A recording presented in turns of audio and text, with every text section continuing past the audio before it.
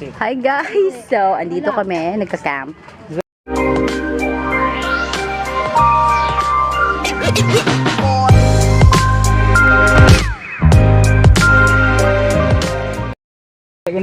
We are camping here. Is what I told you in my vlog before that I have been preparing for this for my kids. So this is it.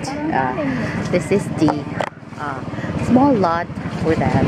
Probably I can build a tiny home for them kasi we always rent out sa city, so at least dito quiet place, and it's like 15 minutes lang nasa syudad na ako, so it's convenient for them, and it's a quiet place, very naman yung mga ko dito, neighbors.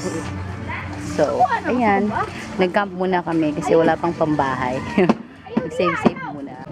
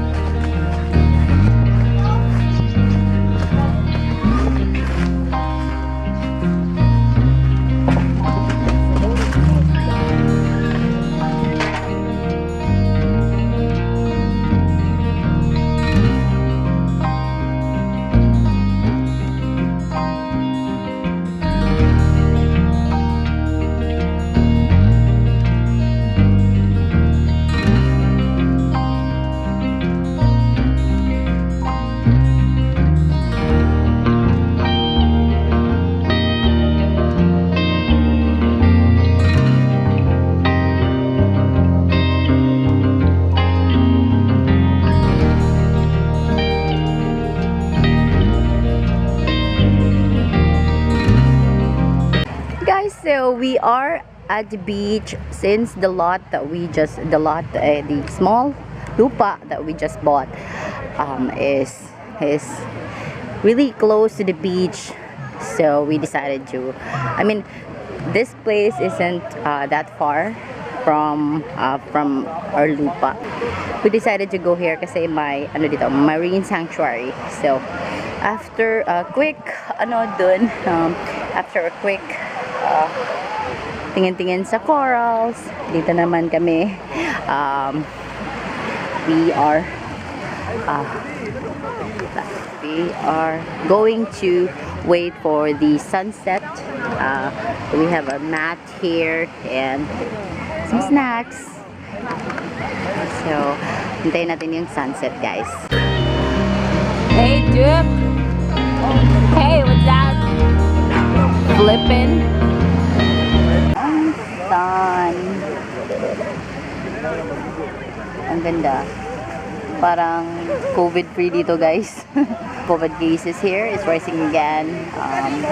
Look at the crowd.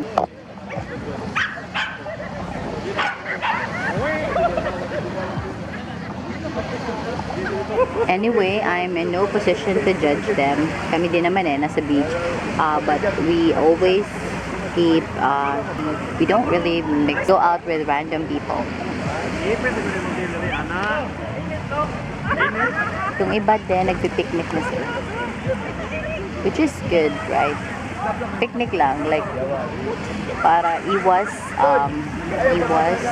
crowd.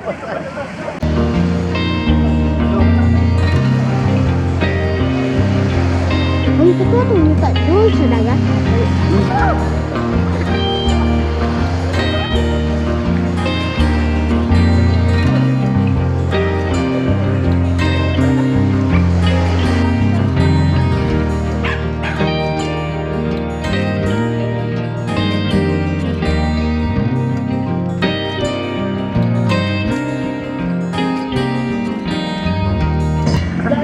So after swimming, dito naman kami sa Mr. Donut.